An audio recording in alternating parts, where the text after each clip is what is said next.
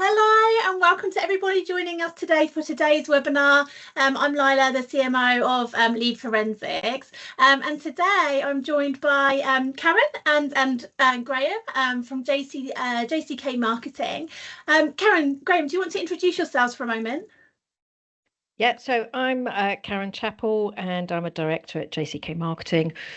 We work with customers that are B2B typically and help them drive leads through to the website and through to success and conversion. Anything to add on there, Graham, or has Karen covered that all for you? Yes, pretty much so. I'm Graham Chappell. I'm the husband, and I pretty much do what I'm told. I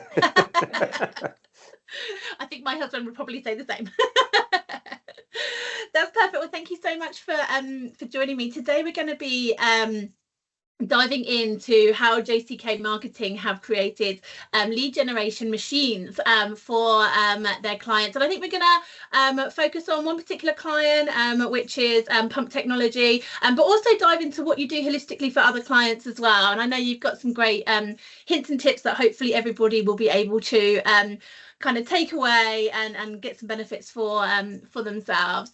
So I know you guys have got some really interesting experiences and perspectives, so we'll dive right in. But before we do that, what I will do is just say to anybody that if you've got any questions, feel free to add them into the chat. We'll get them answered for you. I know that we've got quite a lot to cover, so hopefully we will get them answered today, but if not, we'll get them kind of answered for you afterwards over email. And then Karen, Graham, I'm assuming that if anybody has any questions or wants us to reach out afterwards, you're okay to kind of connect on LinkedIn or something like that. Would that be okay? Yeah, absolutely. That's no problem at all. You'll find me on LinkedIn. Yep. Perfect. And also I just wanted to mention that today's webinar is brought to you by Lead Forensics. So Lead Forensics is the #1 in website visitor identification. And by attending today, you'll get a free digital copy of our book that's been published on Amazon. It's 101 ways to drive revenue from your website. We'll be touching on some of the really good tips around this subject today. You get a free digital copy of this by attending anyway. But if you want to check out who's visiting your website by taking a look at Lead Forensics, and we'll also send a free hard copy of the book too. So it's $79, I think, on Amazon, and it's just beautiful. So yeah, feel free to let us know. What we'll do is we'll just pop up a little poll just to see who's interested in having a demonstration of Lead Forensics, and actually get a free trial of Lead Forensics as well, so you can kind of see your website visitors for free for a couple of weeks to see whether there's anything of any interest in there. You know, also then we'll see who would like to claim their free hard copy of the book. So I know that poll's up on the screen now, so we'll just keep it up for a couple more minutes or a couple more seconds whilst we're just waiting for the last few people to complete that. Last few coming in now. Okay, so let's get going. We'll take that down. So I mentioned earlier that we were going to talk just initially specifically about one of your clients, Karen and Graham, so Pump Technology. Are you able to, I think the best place to start is to kind of roll back and set the scene in terms of what were the main challenges that Pump Technology was facing in terms of their lead generation strategy before you came in and started looking at everything and refining it? What were the problems that they were facing? So Pump Technology are a distribution company. And no surprise, they supply pumps into the industry. So by pumps, I mean wastewater pumps and sewage pumps typically. So the type of client that they want to attract are clients that can come back to them with repeat business. They don't want clients that would just buy a one-off pump because they want to put a shower in their bathroom, as an example. So the challenge that they had is if you type in, I need a pump, or I want a particular manufacturer, so I want a Young pump or a Whale pump or a Saniflow is the one that probably your audience will have heard of, because they do quite a lot of TV advertising. Two things were happening. Either the person that picked up the phone and called through to Pump Technology was the person that said, I want to put a toilet underneath my stairs. Or it was somebody that thought that they were actually phoning the manufacturer directly. So they were taking an enormous amount of calls, quite a few of which we were paying for because we were running Google AdWords campaigns. And quite frequently, those calls were just being dumped because they wanted the manufacturer, or they wanted support on an install that had already happened. And that's not what Pump Technology do. No. So those were the main challenges that we were facing. And as I said, we were actually paying for quite a lot of that traffic through AdWords. We typically use Google for driving traffic to their site. I imagine that is quite a challenge for anyone in a kind of a supply chain scenario of actually filtering through the opportunities that are right for them versus actually a different point in that supply chain. So I think it's quite a unique challenge for that sector. It is a unique challenge, and of course it won't apply to everybody, but that's the challenge that we were facing, is that we were spending an enormous amount of money. And yes, some of the leads that came through obviously came through to a conversion of some description, but a lot of them, the guys would pick up the phone and almost put the phone straight back down again. So and it's a waste of time, a waste of money, and quite often, and this is true of most companies, is that we were doing all this marketing, all this advertising, and we weren't quite sure what was working and what wasn't, and what was driving the good conversions versus bad conversions. And it was quite difficult to see the wood for the trees, really. Yeah, I can absolutely see that. So it's almost like a challenge that you wouldn't know was going to happen until you're, right in the middle of it, and how to resolve. So we've talked about obviously for Pump Technology and wanting to get those right kind of leads. So reoccurring business is really important. So I'm guessing that they've got a real focus on lifetime value rather than near side sales. So how did you overcome that? How did you refine that and go find those relevant but also reoccurring buyers? Well, that's where lead forensics came in. So I was challenged about 18-20 months ago to try and understand and work out how we could niche down, really. And whilst of course we'll sell to Mrs. Jones, if she wants to buy just one-off pump, she can buy through us if she wants to. Probably not the best thing for her to do, probably better for her to go to a plumber, but we will. But what we wanted to do was not waste our money. So we didn't want to spend Google AdWords money on that type of client. So I was tasked, as I said, I'm going back about 20 months now, 22 months, with trying to work a way of being able to understand what marketing was working, what marketing wasn't working, and more importantly than that is actually which channels should we invest more in and which channels should we come out of because they're just not working for it. And the only way that I could identify doing that is if you think of sort of search engine optimization has now become search everything optimization. No matter where you're going, whether you're on LinkedIn, whether you're on Twitter, on Facebook, whether you're on TikTok or any of these platforms, you really have got to work extremely hard to make them all work for you or to get traction. The one thing that I think people forget, and I'm guilty of this too sometimes, is that actually the central hub of all of these platforms, regardless of where you are, is your website. So what I decided, I did a lot of investigation about where we were going and what interaction we were getting on social media, and these guys sell pumps. You're not going to get a lot of interaction. It's not something that is a luxury sale or I really have to have one of those.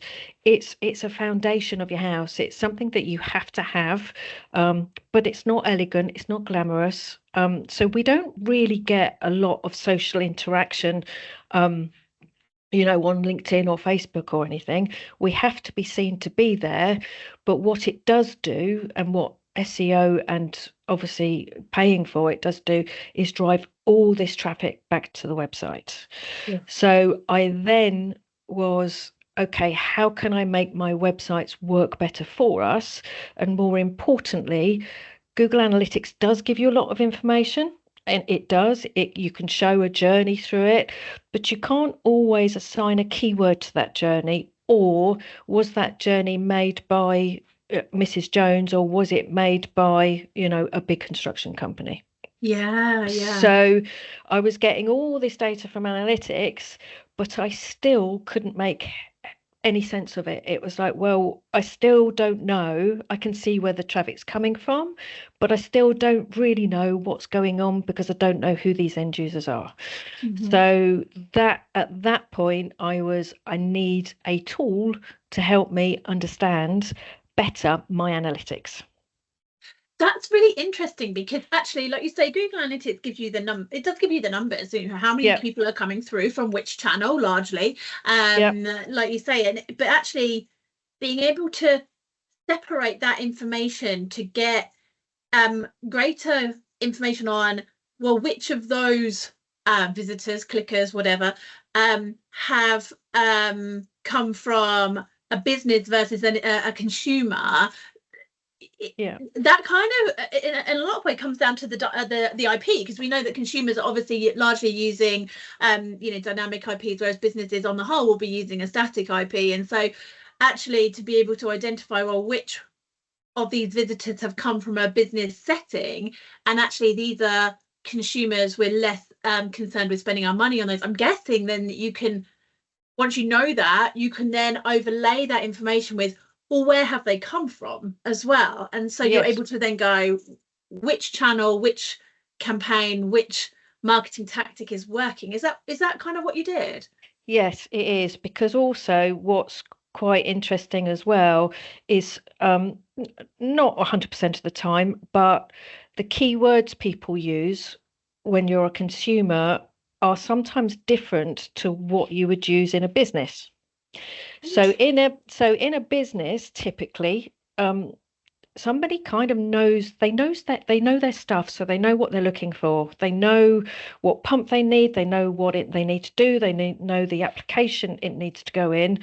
Whereas a consumer might ask a question, so it may be more question orientated.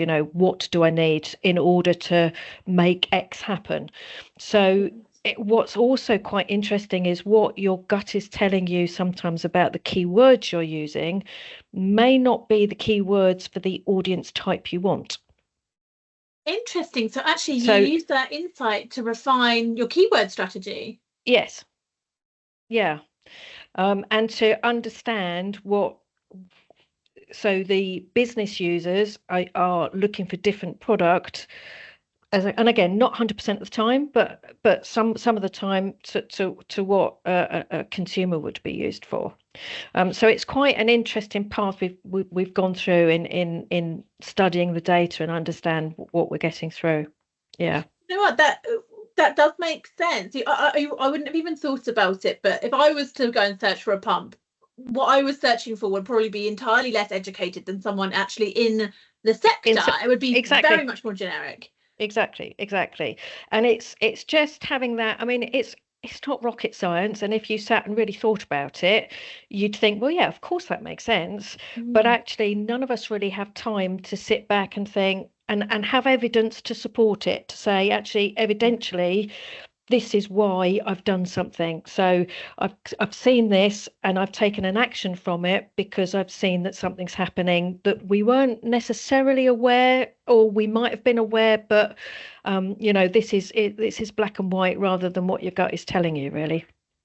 Yeah, and like it's almost like that evidence to support what you think might be there, might be the case. Yeah. And so in terms of that, so you've got that information. Just even the use of lead forensics, for example, to give you that insight is really a really interesting kind of use case there. But then, how did you, once you kind of knew that data, how did you then go about adjusting the kind of lead gen and client acquisition strategy for pump technology? What did you do with that thereafter? So it's a question of so Google AdWords now is all AI driven. It drives me nuts. I'll be honest with you. It really does drive me nuts, because whilst AI will become better and better and better as it learns more and more and more, it is a curation tool at the end of the day. It just goes out and finds things and brings them back. So it doesn't know the difference between a water pump and a sewage pump. Your audience may also not really know the difference, but there is a difference. And there's lots of differences between why you would put a water pump in the water and submerge it, or put it on the land and have it as an external unit. But Google kind of throws all of this together in a pot. Okay, so that's what it does. So what I've been able to do is, using the keywords that I know people are typing in, and business people, not consumers, and that's what lead forensics tells me. So I understand the difference between them. I can spend more money on exact matching those keywords. Yes. And I know that they are the right keywords because those are the ones that have been used. Yes. Now, an exact match on a pay-per-click costs a lot more than a broad match. But if I've got evidence to support that's the right thing to do, that's what I've done. So I have got a lot of exact match keywords to drive those product type businesses to my website, and Google charged me a bit more for that. But also I can negatively match the ones that, so as an example, we're not the most cost competitive in some of our products for a consumer type. You're better off going to your local plumber's merchant. And so because I know we're not cost competitive, I negatively match the products that we're not competitive in, because there's no point in a consumer coming to us realizing that we're £100 dearer, because again, I've just lost a load of money in advertising to them. So I've used the keywords in order to finesse my pay-per-click campaign, but I've also used them to improve the websites and to improve what we are showing on the websites and what we're being asked. So the websites, Pump Technology have 5 websites actually, for different divisions of, and each one, going back a couple of years, they were only a few pages each. And what I've done over the period of a couple of years is I've refined them, made them better, based on the evidence that I'm collecting all the time. Yeah. So just jumping back to the PPC stuff there for a second. So are you tending to find that when you're doing your exact matching keywords, are they generally long tail, or are you finding some short tail stuff? Because like you say, PPC is really expensive. And so how are you, what are you finding in terms of that exact matching? The exact matching are normally short tail. So really interesting. Yeah, they are for the Pump Technology. I'm not saying that is true for everybody out there. So, but typically speaking, you'll start off with a long tail keyword. So let's try and think of something that everybody will know. I want to buy a car. Okay, so you might start off with, I want to buy a secondhand car. Then you might refine it saying, I need a car that will get me through the flood that's happening down my road. So I probably need a 4x4. So then you'll say, okay, I want a 4x4, please. And then you may just start thinking, okay, well, 4x4, I live in the country, maybe I want a Land Rover, maybe I want something like that. So as you go further down that buying channel, your long tail words become short tail. Now, because my B2B clients are typically in the construction. They're engineers. They know what they want. They don't have to do the long tail things. That they're coming straight in with the short tail stuff. Not exclusively, but they are coming in with the short tail stuff. So that's the stuff that I'm exact matching. Long tail stuff is still on a very broad match, but you can get some quite interesting things from the broad match terms. So broad match terms for me are where your blog content comes from and your subject lines for blog content, or where a white paper would come from, or a good long article. Yeah, so to try and get the SEO on it as well. To try and get the SEO on it as well. Yeah. That's really interesting, because I think a lot of people think of short and long tail, that you go from a short tail and you get more and more specific in terms of, the long tail. So you just add more and more kind of like, oh, and then this, and then this, and it needs to be this. So you get kind of this long tail. So it's really specific. But actually what you're saying here, which is really interesting, is that you can take a long tail and actually the intent and the sentiment behind the buying behavior can actually become more specific with a short tail. Exactly as your example there, like, I need a car, actually I need a 4x4, actually I need a Land Rover. Like this sort of thing is like, that's shorter tail, but actually much more insightful in terms of what they're searching for than I need a car. Yes. I've not heard anyone coming at it from that perspective before. It's really interesting. Yeah. And then once you've found your car, then it will be, okay, I need sat nav, I need it in blue, I need a roof rack, I need a tow bar. So then it will become, but you've already made the decision, the buying decision, that you're going for that particular model type. Interesting. Okay. Yeah. So that's how I find for pump technology. It may not work for everybody, but that's how I find it working. It's definitely an interesting perspective. Yeah, so we've structured how we work around that whole long tail to short tail. I'm exact matching the short tail if we're finding any long tails or any questions are being asked, which you don't always find through lead forensics. You'll find that in your Google AdWords campaign. Those are where we start writing long articles, which helps with SEO. And then within your SEO, you've got your long question at the top. Within that article, you'll put in the short tail keywords that you've found and lead forensics have helped you find. So, this is the product we recommend for this particular scenario. There's the product name, and that's the short tail that I'm exact matching as well. Do you know what? I think that's a really nice dovetail between PPC and SEO as well, because again, I've not heard anyone using like long tail PPC to help with content curation. Content creation, like everyone knows they need to produce content, but sometimes it can be content for content's sake. Whereas you're producing it for a reason. Yeah. Don't do content for content's sake. It's a waste of your time. Really, truly, it is. It's that busy just to be busy, really. And there's no point in doing it. You're better off doing one really decent piece of content that actually even put it behind an email so that people have to give an email to collect it. It's a much better idea, really. I think that's a great tip for anyone, because like you say, often people are like, I need to do content, and it's like, how do I get content and how do I know what people are going to search for and all this? And it's like, use your long tail to deter, like that's your jumping off point. That's a tip right there. Just use your long tail. If you're not using that to create content, then you can do that tomorrow and instantly support your PPC and SEO strategy. And then when you run out of long tail, you're guaranteed to get some more by that time, I think that's a really great tip that I would hazard a guess that most people aren't using. Possibly. Yeah. It's interesting. Yes. Okay, so in terms of I'm just reading through my notes here to see where we've got to, because I kind of got off on a little tangent there. Sorry, Sorry, I'll talk all day. That's the trouble. I have to stop. No, it's super interesting.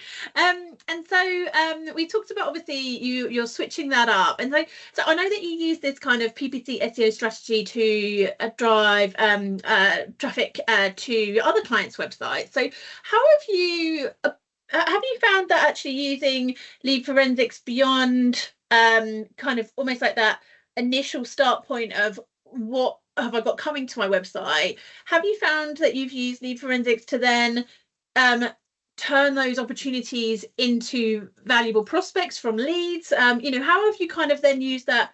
You know, you've got your traffic coming to the website in terms of from your PPC and SEO. What do you then do with it thereafter? Okay, so this is where, yeah, absolutely. So this is where Graham and I have the split. So I'm responsible for driving as much traffic to the website as possible. Okay. And then Graham's responsible for what happens once they've hit that website. So my job is sort of over, and that's where he picks up. So I'll hand over to Graham and I'll put myself on mute.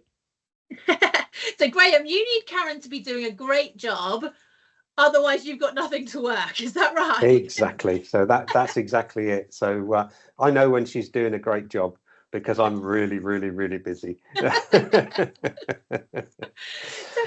what do you do from there? So you've got that traffic to your site. You know that it's relevant. It's, you know, it's come from, it's the, if we think about pump technology, it's the businesses that have got you know, they're reoccurring you know, customers, that sort of thing. What do you do with them once you've identified them?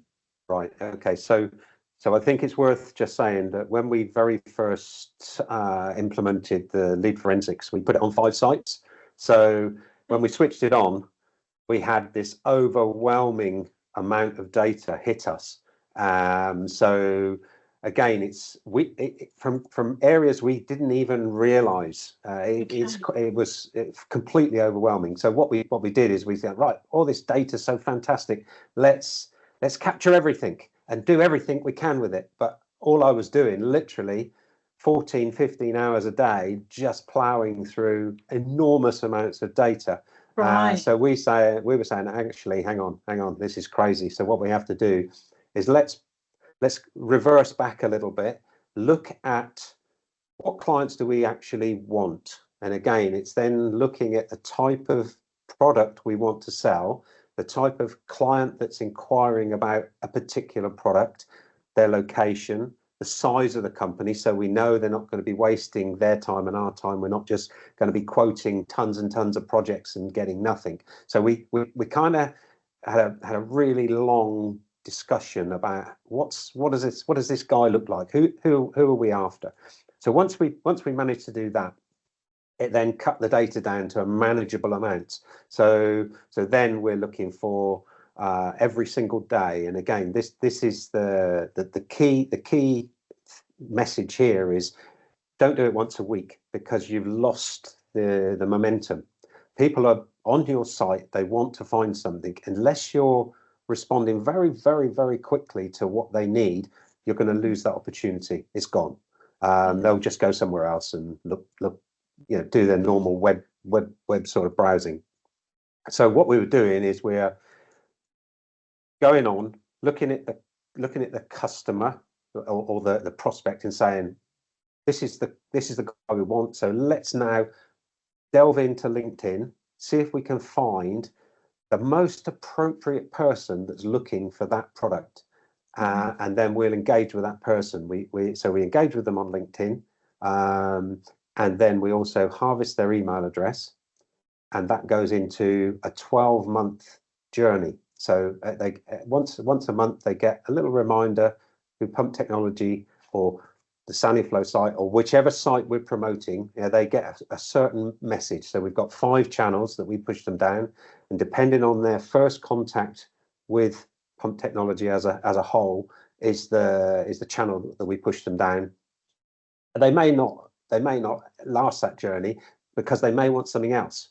So they're coming back onto the site again and going down another channel. Well, we don't want them to go down that channel, but we know they've gone down that channel, and we can add them to the channel if we think it's more appropriate for them. So say, for instance, a major building contractor, we want them to buy, not Saniflow, we really want them to buy young pumps because they're more suited to that in particular environment. So we're kind of channeling down that route.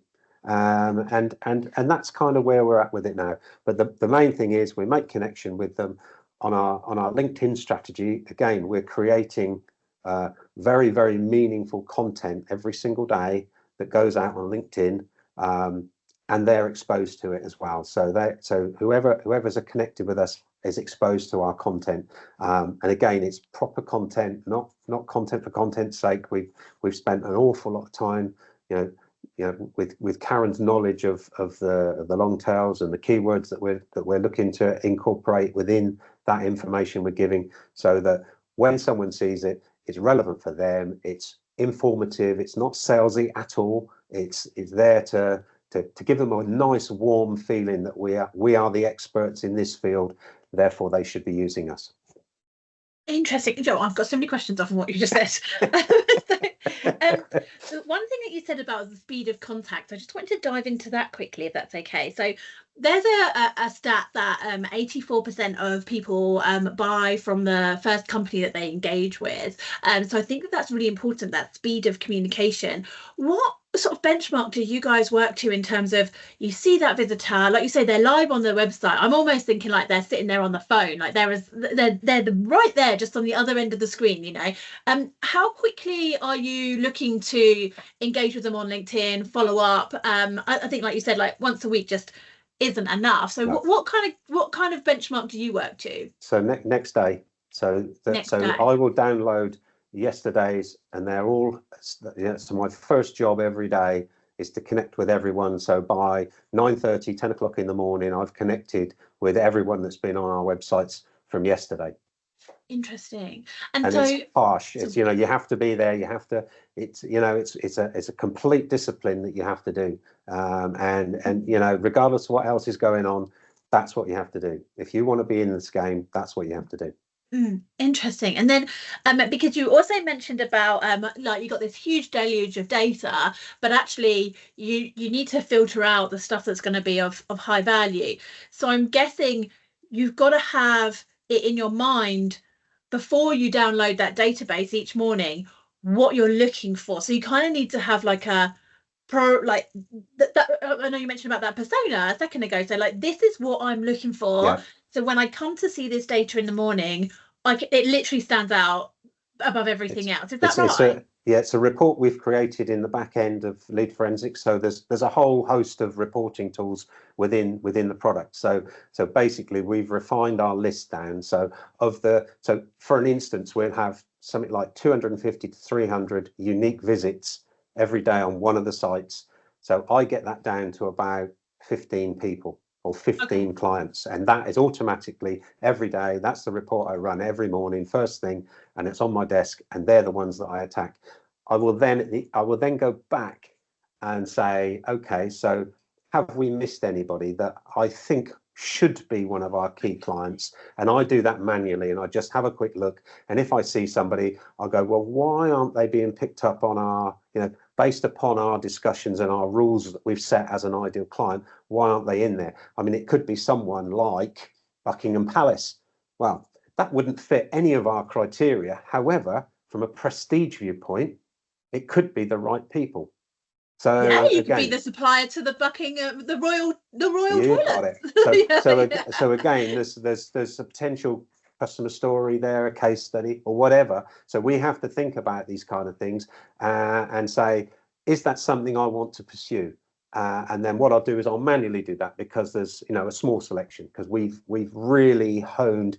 So it didn't take one day to hone our perfect client. That took about 6 months maybe to define that, so that we could actually make sure that we're seeing exactly what we want. We've also done it at product level as well. So if you happen to be the right type of person and also have this particular product that we manufacture ourselves and we want to sell, it's good margin, it's the superb product, we want to push it as much as we possibly can, then bingo, we've made the success. But there are also other people that may have looked at that product as well, and they could be specifiers or design engineers that we've not engaged with before, who are not our key clients, because they would probably never buy from us. Architects, for instance, they would never buy from us, but they would specify that product. So that could be another source of lead gen that we need to tap into. So again, I'm using quite a lot of the experience that I've gained working with pump technology over quite a number of years now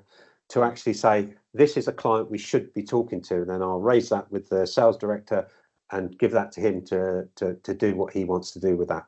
So again, it's not only using the intelligence of lead forensics and the work that Karen's doing with Google, it's also then putting a human edge to it and saying, this could be a really, really nice client if we can engage with them very, very quickly. But the thing is, they were only on the site yesterday, so we're engaged with them today. It's that kind of quickness that we need. Yeah, and I think that it's an interesting point that you raised there, and almost like about not being scared is that you've said that you've kind of pretty much filter it down to about the top 5% of those visitors each day, so that it's manageable. Correct. And high value. And I think there's loads of our customers that would be so scared of filtering down to just 5% of their visitors. They'd be like, no, we need everything. But actually, it doesn't matter whether it's 5% or whatever, but obviously in the numbers that we talked about a second ago, it's 5%. Actually, by honing to that smaller proportion, you can make it much more meaningful in terms of what you do with them, and much more manageable too. Exactly. It just means you're very, very focused on a small number of people, and your success rate is significantly increased, rather than trying to shotgun approach, trying to hit everything. We did fight against this, both in our own minds, because we're saying, actually, if we're throwing loads and loads and loads of things at the team in the office, then they'll think we're great. No. Exactly what Karen was saying earlier, with all the calls coming in for Saniflow, it just overwhelms them. They can't do their job. So we're missing out on opportunities because we haven't got time to process and quote them properly. So stick to a small select number and do everything you can to win that, rather than just throwing it in the air and hoping something sticks. Yeah, do you know what? It's that age-old thing of like marketing deliver leads that are unqualified, content downloaders or whatever, unqualified. Sales hate them, but actually if they can both come together to work on high quality opportunities, maybe less of them, but actually you're then focusing your time on the stuff that's like more likely to go somewhere and actually be of value. So that makes sense. I also really like what you said about triaging. So I do know that, for example, some of our customers will sit every morning and have a meeting about their leads that have come in the previous day or something like that. But what I'm hearing from you is that you've kind of done the meeting in advance to know what you're looking for, which enables you to triage really quickly in the morning, but then you go back through and just see if there's anything else of value, and that enables you to be super efficient. Is that correct? Yeah, very much so. Yeah, that's really quite key. Actually, it's trying to hit the ones that you know are going to be perfect straight away. Get them done. Then revisit. And if you find something, then fantastic. If you don't, well, it's 10 minutes over a coffee. You've just gone through and you've looked, and there's nothing on there today. On to the next job. Interesting. Yeah, I think that's I definitely know that some of our current customers are not being as efficient as that process. That's really interesting. I've got a question about how you connect on LinkedIn. So again, there's like some schools of thought on this. Is do you use a business account? I mean, obviously you can't connect from a business perspective as such, but or do you use a personal account? Like, how are you using a personal outreach, or are you doing the business representation? So it's probably against all the rules of LinkedIn, but I log in as David, the sales director. I'm his persona. Okay. He's been in the industry 30 years, so he's very, very well known. And so again, this is like hugely confidential. But it's because David is well known, I connect as David, they answer to David, and then I will take that as David until such times as David's technical knowledge is like way over my head. So as soon as they start asking anything technical, then I phone David and say, right, get onto LinkedIn now. There's a hot guy there who wants to talk about a very specific need, and it's way beyond my capabilities. So off you go. And then he then picks that up, and for all intents and purposes, they've been dealing with David all along. So connecting on a personal level, using someone with exceptional experience in the industry as that point of reference. So it's not actually the business saying, please follow us or anything like No, that. It's actually no. a person. Yeah. But also a senior person. So not, Correct. the marketing intern reaching out or anything like that. Correct. And so do you find that actually having that personal senior reach out garners greater response back? Because I'm assuming you have like some degree of how many people are we going to get to connect with us, and then we're going to start a conversation with them. Is that right? Or do you do something different? No, very much so, very much so. I mean, again, we've done quite a lot of A/B testing on a small message, because you only get 300 characters in that message. So we've done a lot of research on that, and testing and testing and testing, and we've come up with quite it's a generic but very, very strong message that is business-like, but also very personable. So they know that we're at. I'm a senior man. I'm a director of Pump. Da da da da da. We know you're looking at this type of thing. Connect, and the connection rates are very, very high, very high. I can't put a percentage on it, but it's high. It's high.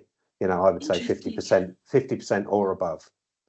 And so in that connection message, you're curating something that's very specific to what they've looked. So it's not just like, hey, I'd love to connect, or whatever the stock connection message is. Something very, very specific, very, very specific. And we've, as I say, we've tested various wordings, and we've now, I think it may need a change again.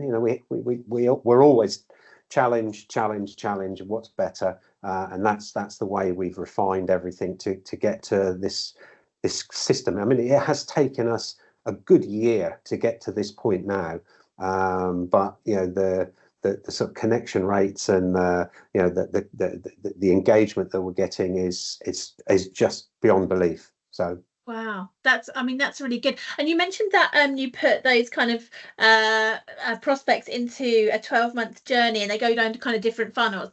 So when you connect with someone on LinkedIn and then you start to engage in a conversation, do you then nurture them thereafter? And how do you approach that? Is it multi-channel, or do you tend to kind of stick with the communications on LinkedIn? It's a bit of both, but mostly multi-channel. So we put them on this 12-month email. So it's an emailer. Okay. But again, it's a very non-selling. It's a information exchange type email. We're not trying to push anything down anyone's throat, and we found that that's probably the most successful way of engagement with this type of client, because they don't want to be hard sold to. They want good information. It's very technical, and we make sure that content is going to be useful to them, so they won't unsubscribe from that list. Our unsubscribe rates are very, very small, and the list is the cleanest list I think I've ever seen in my life. So I'm super happy. Yeah, often it's data that becomes data's the foundation of everything, right? And often that becomes the challenge when it comes to this sort of thing. So if you've got a clean list, and like you say, you're communicating high value content that's relevant, like you say, then why should people unsubscribe? It should be useful. So that makes sense. And you mentioned that you also syndicate content on LinkedIn. I've got a question for you on this. So obviously, I'm assuming you do that through the business profile. But if David has connected with somebody, do you get then David to share that content too, so that it becomes visible? Correct. We repost, or we'll share, or we're in again, lots of different. So David is in lots of different groups, etc., etc. So again, that content's going to those groups. We're sharing their content too, because it's very important. It has to be a two-way engagement. It's no way, just reposting your own stuff is just not good enough. You have to then go on, in the groups you're in, you're posting. If you've got a really good client that's had a success story, repost it, comment on it, etc., etc. So it's, again, the persona is real.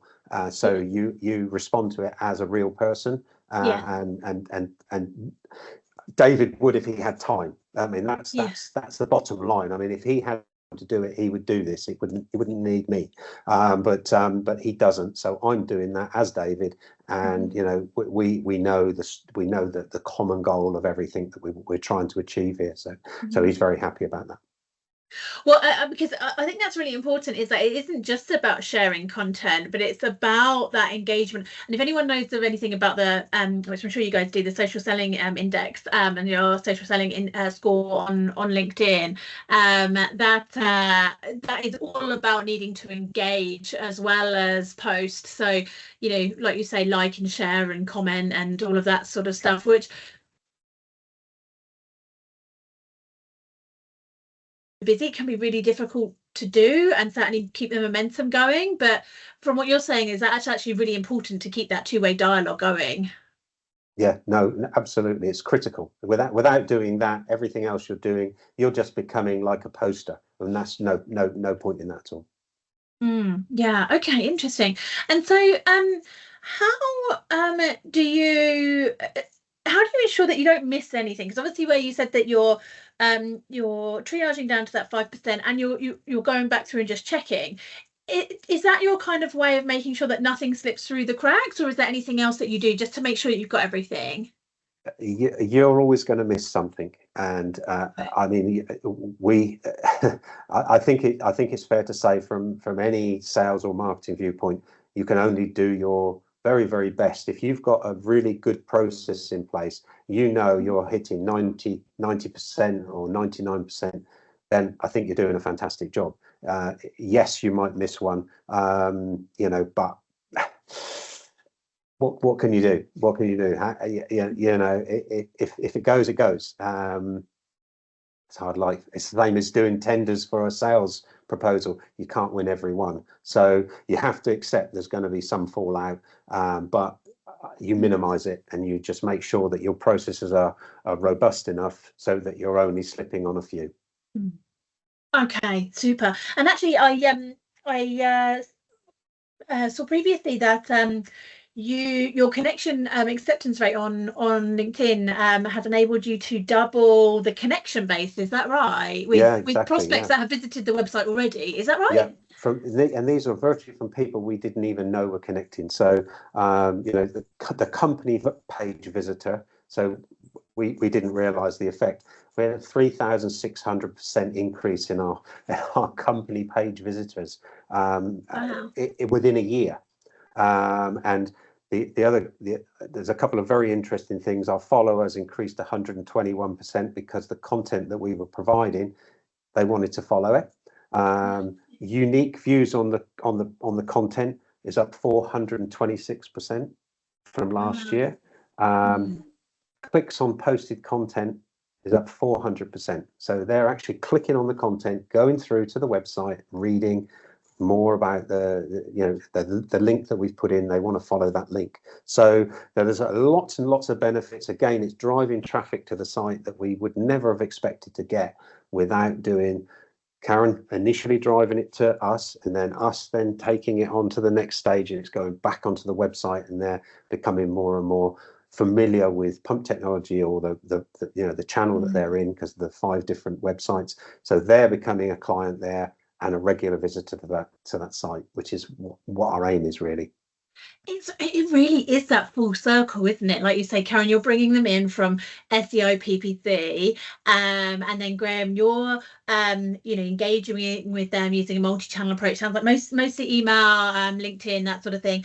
But then actually everything that you're doing there is trying to drive people back into the environment of the website again, which I think, Karen, you mentioned about, is like all roads point to the website, so you've got to know what's happening on your website, and then, like you say, it's almost like that, and then you see them coming in again, and then you can give them a higher score, so you know they're really engaged, and then you can engage even more. It's kind of just like this big old circle, right? That it just an engine, as the title of the the webinar. Exactly. I mean, that's super.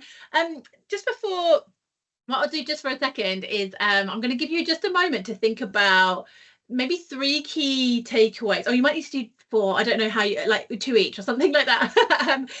In terms of, you know, if anyone were to just listen to a couple of little bits from you in terms of what they can take away from your advice and implement into their business, what would those kind of key snippets be? I'll just give you a few minutes on that.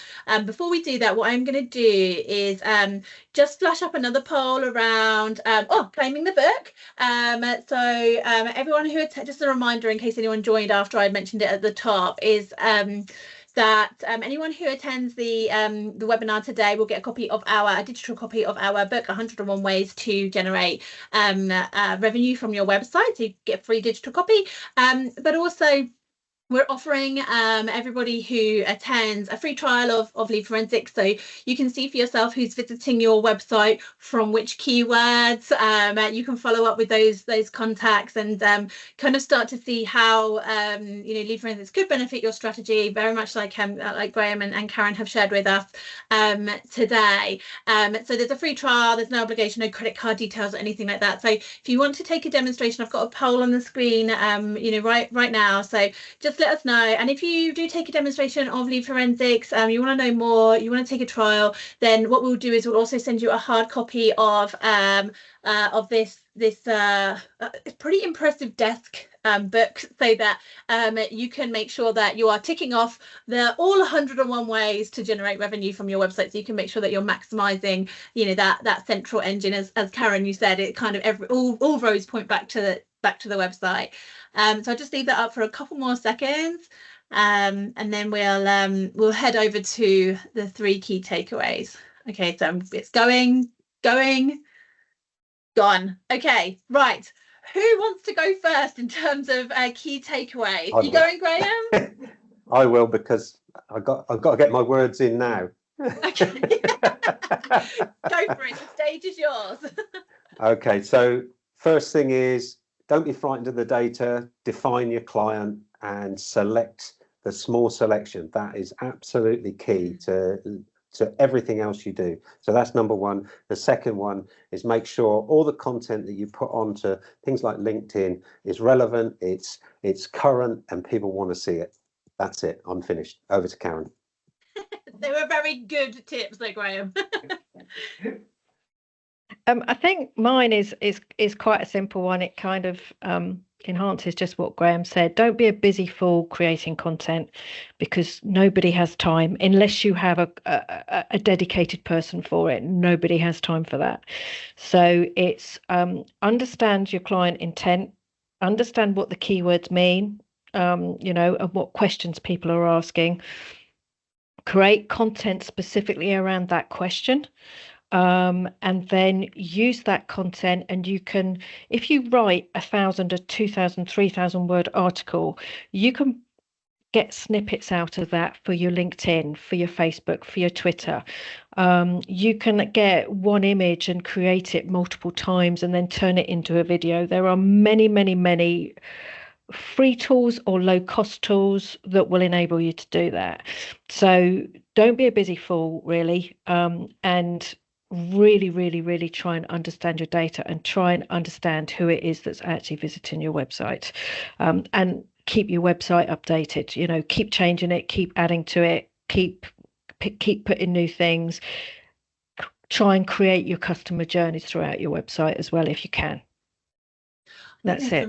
There's some great some really great tips in there, Karen. I really like, actually there's another one there that was about repurposing content. Yeah, and giving it more mileage. So many people don't do that. It's the first thing you've got to do. It's the first thing you've got to do. Take one piece of content and spin it into, you know, 15 pieces.